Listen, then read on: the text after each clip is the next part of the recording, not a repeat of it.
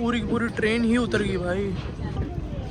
तो क्या ऐसा दृश्य देख के आप भी डर गए हैं? तो घबराने की कोई बात नहीं है, बस इस सफ़र पे हमारे साथ चलिए और आज हम आपको लेके चलते हैं उदयपुर से जैसलमेर, थोड़े अपने अंदाज में। अब दिसंबर की इस भरी सर्दी में हम हमारी पेटी उठा के पहुंच चुके हैं उदयपुर के राणा प्रताप स्टेशन पर, जहां हमें पकड़नी थी हमारी ट्रेन जो थी जयपुर उदयपुर एक्सप्रेस। सर्दियों में तो जी आप जानते ही हैं कि ट्रेन के डब्बे की जो सर्दी है वो बाहर के तापमान से थोड़ी ज्यादा ही कम होती है। लेकिन अब इतना प्यारा सनराइज मिस भी तो नहीं कर सकते थे, तो गेट पे आके इसका फील लेने लग गए।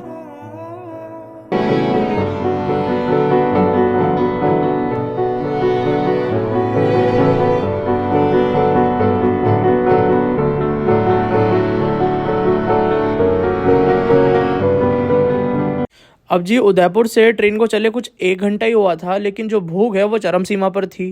तो जैसे ही चित्तौड़ आया और हम भगे नाश्ता लेने के लिए। वैसे तो ये ट्रेन 20 मिनट यहाँ रुकती है, लेकिन हम फटाफट पोहे लेके आ जाते हैं अंदर, क्योंकि खाके थोड़ा सा सोना भी था, क्योंकि ये ट्रेन सीधी जैसलमेर तो जा नहीं रही है, बीच में से हमें चेंज करनी है।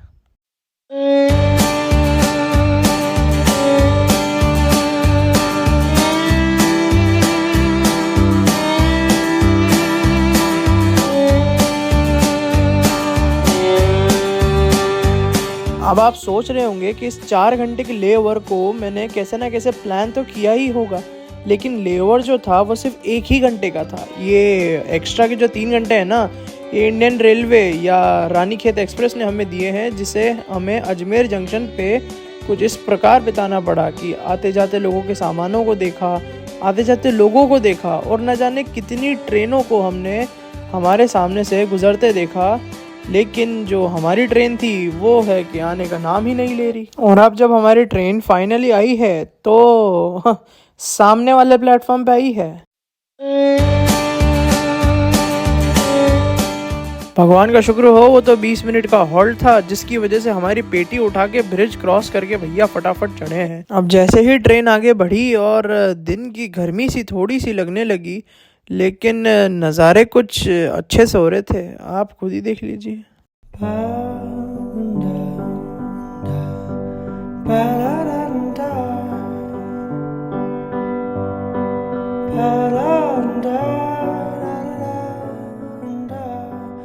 मारवाड़ की तरफ मैं पहली बार आ रहा हूँ और देखते ही देखते पता ही नहीं चला कब ब्यावर आ गया और अचानक से ये अंकल आ गए।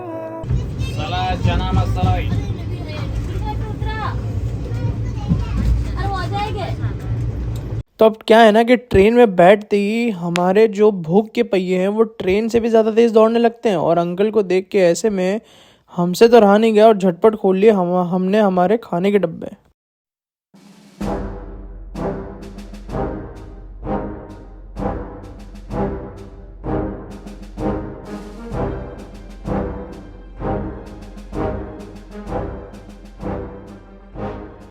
ढेर सारा खाना खाने के बाद ढेर सारी नींद भी आती है, तो सोने की कोशिश कर ही रहे थे कि इतने।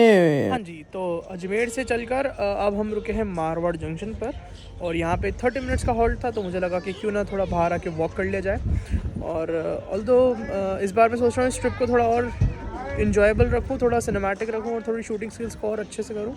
और आने वाले कुछ टाइम में मैं चाहता हूँ कि जो मेरी स्किल्स हैं मैं इन्हीं व्लॉग्स पे शेयर भी करूँ, दैट मैं कैसे आगे बढ़ रहा हूँ, मैं कैसे सीख रहा हूँ। ऑल्दो आप देख ही रहे हैं 2023 का ये मेरा शायद पहला व्लॉग है, सो हैप्पी न्यू ईयर वैसे। और लेट्स सी इस ईयर में इस चैनल को कितनी ग्रोथ मिलती है। होपफुली आप सब और कनेक्टेड रहेंगे, शेयर करेंगे। Thank you so much. और इंजन चेंज हो रहा है भाई। वैसे मारवाड़ जंक्शन पे पता नहीं क्या है, पर चाय का शायद यहाँ पे रिवाज है, तो हम भी चले गए इस भीड़ में और ले आए 1 कप कुल्हड़ की चाय। और ट्रेन मारवाड़ जंक्शन से जैसे ही चली, और मतलब क्या ही नज़ारे थे यार। तो मैं गेट पे खड़ा होके नज़ारे एंजॉय कर ही रहा था कि मुझे दिखा ये भयानक नज़ारा।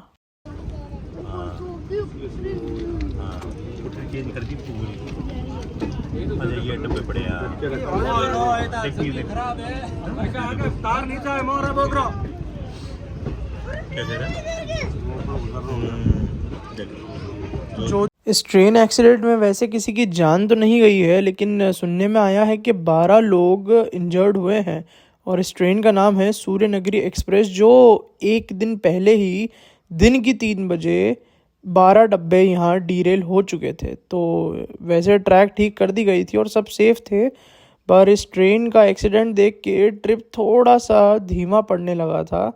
तो हमने बिना टाइम वेस्ट किए निकाल लिया लूडो, जिसमें 3 बार हारते हुए आखिरकार हम पहुंच ही गए हमारी मंजिल जैसलमेर।